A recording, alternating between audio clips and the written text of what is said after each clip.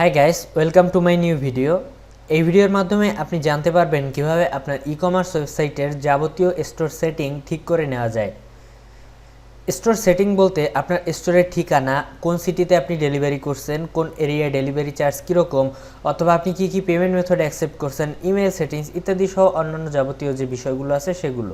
এই ভিডিওটি দেখার পরে আপনি নিজে নিজেই আপনার স্টোরের যাবতীয় তথ্যগুলো আপডেট করতে পারবেন। এছাড়া আপনি যদি নতুন ই-কমার্স ওয়েবসাইট তৈরি করতে চান তাহলে ভিডিওতে দেখানো ধাপগুলো অনুসরণ করে আপনিও আপনার স্টোরের যাবতীয় ডিটেলসগুলো ঠিক করে নিতে পারবেন। তো এর জন্য প্রথমেই আমরা আমাদের ওয়েবসাইটের ব্যাকএন্ডে চলে এসেছি। যেহেতু আপনার ই-কমার্স ওয়েবসাইট সেহেতু অবশ্যই আপনার WooCommerce প্লাগইনটি ইনস্টল করা আছে। আর আপনার যদি নতুন ওয়েবসাইট হয়ে থাকে, আপনি ই-কমার্স ওয়েবসাইট তৈরি করতে চাচ্ছেন, সেক্ষেত্রে এখানে প্লাগইনস থেকে অ্যাড নিউতে ক্লিক করে WooCommerce সার্চ করে এই প্লাগইনটি ইনস্টল করে নেবেন। তো এরপর প্লাগইন ইনস্টল হয়ে গেলে এখানে আমাদের বাম পাশে WooCommerce নামে একটা মেনু আছে। এখানে WooCommerce মেনু থেকে আমরা সেটিংসে চলে যাব। সেটিংস থেকে আমরা দেখতে পাচ্ছি এখানে অনেকগুলো নতুন অপশন চলে এসেছে। এখানে আপনার স্টোরের ঠিকানাগুলো দিয়ে দিতে পারেন। তো উদাহরণ হিসেবে আমরা একটি ঠিকানা দিয়ে দিচ্ছি। এরপর এখানে আছে সেলিং লোকেশন, অর্থাৎ আপনি কোন লোকেশনে সেল করতে চাচ্ছেন। তো আমরা যদি সেল টু স্পেসিফিক কান্ট্রি অর্থাৎ নির্দিষ্ট কোনো কান্ট্রিতে সেল করতে চাই, সেক্ষেত্রে এখানে এই অপশনটি সিলেক্ট করে দিব। আর যদি আপনি ওয়ার্ল্ড ওয়াইড সেল করেন সেহেতু সেল টু অল কান্ট্রিজ এই অপশনটি সিলেক্ট করতে হবে। তো আমরা যেহেতু নির্দিষ্ট শুধু বাংলাদেশের ক্ষেত্রেই করছি সেহেতু এখানে সেল টু স্পেসিফিক কান্ট্রিজ দিয়ে দিচ্ছি। কোন কান্ট্রিতে সেল করছি সেই কান্ট্রিটা আমাদের সিলেক্ট করে দিতে হবে, বাংলাদেশ। ওকে, এরপর শিপিং লোকেশন, অর্থাৎ আপনি কোথায় কোথায় প্রোডাক্টগুলো ডেলিভারি করবেন বা শিপ করবেন, তো সেই কান্ট্রি বা লোকেশনগুলো আপনার দিয়ে দিতে হবে। তো ship to all countries you sell to, অর্থাৎ আপনি যে কান্ট্রিতে সেল করছেন শুধুমাত্র সেই কান্ট্রিতেই পণ্যগুলো ডেলিভারি করবেন বা শিপ করবেন। তো সেক্ষেত্রে আপনি এখানে যে অপশনটি আছে এটাও রাখতে পারেন, অথবা ship to specific countries only. নির্দিষ্ট কোনো দেশে যদি আপনি পণ্যগুলো সেল করেন সেক্ষেত্রে আপনারা কান্ট্রিটা সিলেক্ট করে দিবেন। তো আমি এখানে বাংলাদেশ দিয়ে দিচ্ছি। এরপর আছে এনাবল কুপন, তো এই অপশনটি আমরা চালু রাখবো। এই অপশনটি বন্ধ করে দিলে আপনার স্টোরে কুপন কোড অ্যাপ্লাই করার সুযোগটি থাকবে না। তো এরপর আছে কারেন্সি, তো এখানে কারেন্সি আমাদের হলো টাকা। তো টাকা আমরা সিলেক্ট করে দিতে হবে বাংলাদেশি টাকা। তো কারেন্সি কোন সাইডে আইকনটা শো করবে, লেফট সাইড, যেটা আছে এভাবেই থাক। সেভ চেঞ্জেস, আমাদের স্টোরের ডিটেলসগুলো সেভ হয়ে গেল। এরপরে আছে প্রোডাক্ট, এখানে প্রথমেই আছে শপ পেজ, অর্থাৎ আপনার প্রোডাক্টগুলো কোন পেজে ডিসপ্লে হবে সেই পেজটি এখানে সিলেক্ট করে দিতে হবে। তো এখানে এই পেজটি সিলেক্ট করা আছে। এই পেজে গেলে আপনার স্টোরে যত নতুন পুরাতন সব প্রোডাক্ট এই পেজে ডিসপ্লে করবে। ওয়েট ইউনিট, তো এখানে বাই ডিফল্ট কেজি দেওয়া আছে। আপনার স্টোরে আপনি প্রোডাক্টের ওয়েট ইউনিটগুলো কিভাবে কাউন্ট করেন সেটা আপনি দিয়ে দেবেন। তো আমি এখানে গ্রাম সিলেক্ট করে দিচ্ছি। নিচের দিকে এখানে আছে রিভিউজ অপশন, তো আপনার প্রোডাক্টের যদি রিভিউ অপশন রাখতে চান সেক্ষেত্রে এখানে এনেবল করে দিবেন। তো রিভিউ অপশন থাকাটা একটি ই-কমার্স ওয়েবসাইটের জন্য খুবই গুরুত্বপূর্ণ বিষয়, তো এটি এনেবল থাক। নিচের দিকে একটা অপশন আছে, এই অপশনটি চাইলে আমরা টিক দিয়ে রাখতে পারি, অর্থাৎ পণ্য কেনা ছাড়া কেউ রিভিউ দিতে পারবে না। একটা প্রোডাক্টের রিভিউ দিতে হলে তাকে অবশ্যই আগে প্রোডাক্টটা কিনতে হবে। আপনি চাইলে এটা তুলেও দিতে পারেন, কোনো সমস্যা না। Save changes. এরপরে আছে ইনভেন্টরি।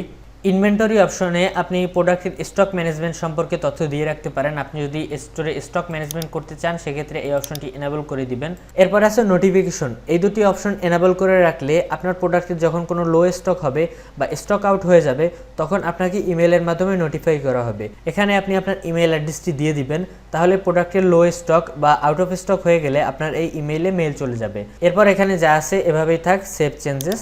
এরপরে এখানে আছে শিপিং, তো শিপিং সেকশনে আপনার কোন এরিয়ায় ডেলিভারি চার্জ কীরকম সেটি আপনারা এখান থেকে সেট আপ করে নিতে পারবেন। তো শিপিং সম্পর্কে আমার বিস্তারিত অলরেডি একটা ভিডিও আছে, আপনারা সেটা যদি দেখে না থাকেন তাহলে অবশ্যই এই আই বাটনে ক্লিক করে ভিডিওটা দেখে আসতে পারেন। তো আমি সিম্পল হিসাবে এখানে দেখিয়ে দিচ্ছি যে কীভাবে শিপিং জোন তৈরি করবেন। তো শিপিং জোন, এখানে প্রথমে আমাদের জোন তৈরি করতে হবে যে কোন কোন জোনে আপনি কত টাকা ডেলিভারি চার্জ ধার্য করবেন। তো এখানে প্রথমে জোন দিয়ে দিতে হবে। তো এখানে আমি একটা জোনের নাম দিয়ে দিচ্ছি ইনসাইড ঢাকা।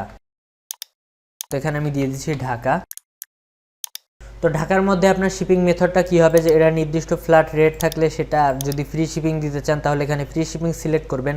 আর যদি আপনার স্টোর থেকে পিক আপ করে নিয়ে আসতে হয় সেক্ষেত্রে আপনি লোকাল পিক আপ সিলেক্ট করতে পারেন।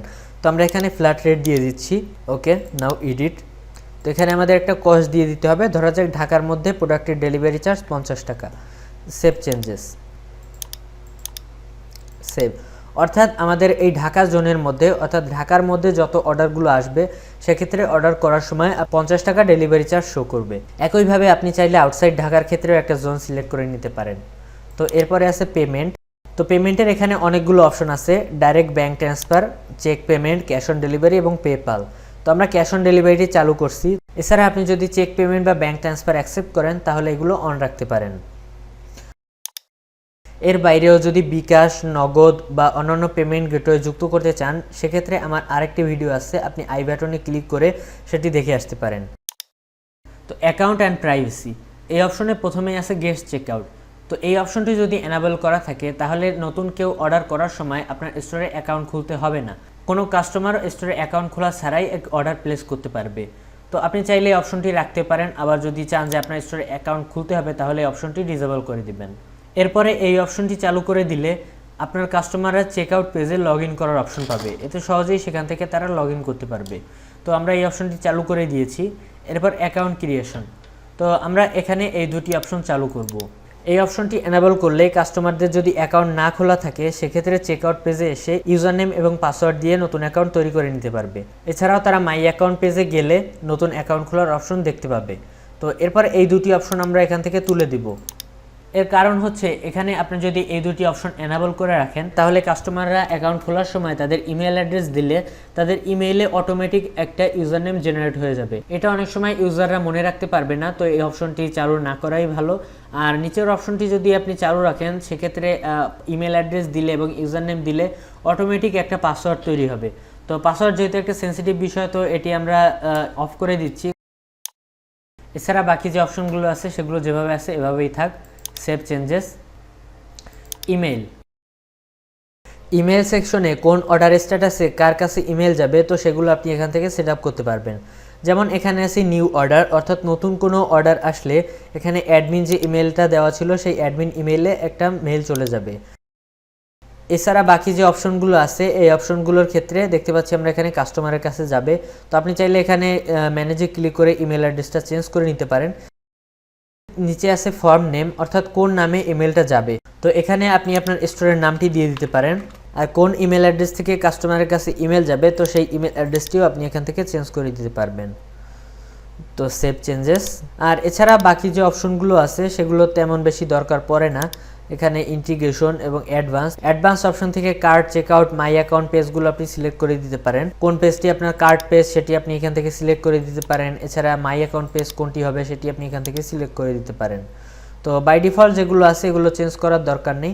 আমাদের স্টোর সেটআপের কাজগুলো মোটামুটি শেষ।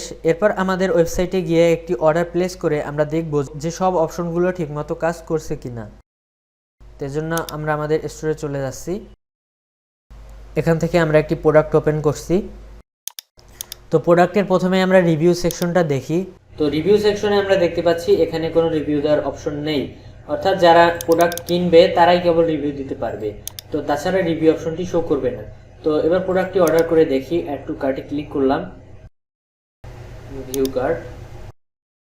তো কার্ট পেজে আমরা দেখতে পাচ্ছি আমরা যে ঢাকা জোনে 50 টাকার শিপিং চার্জ দিয়েছিলাম তো সেটি এখানে শো করছে। তো আপনিও যেভাবে দিবেন সেটি এখানে শো করবে। এরপর প্রসিড টু চেকআউট।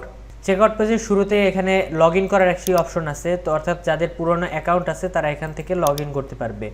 এরপর এখানে কুপন কোডের অপশনটি আছে, আমরা এটি চালু রেখেছিলাম।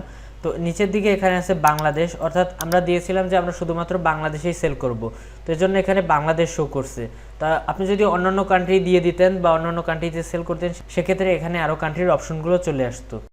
নিচের দিকে এখানে অ্যাকাউন্ট ইউজার নেম, অর্থাৎ আমরা দিয়েছিলাম যে চেকআউট পেজে নতুন কেউ এসে অ্যাকাউন্ট খুলতে পারবে। আমরা দেখতে পাচ্ছি আমাদের সবগুলো অপশনই ঠিকমতো কাজ করছে।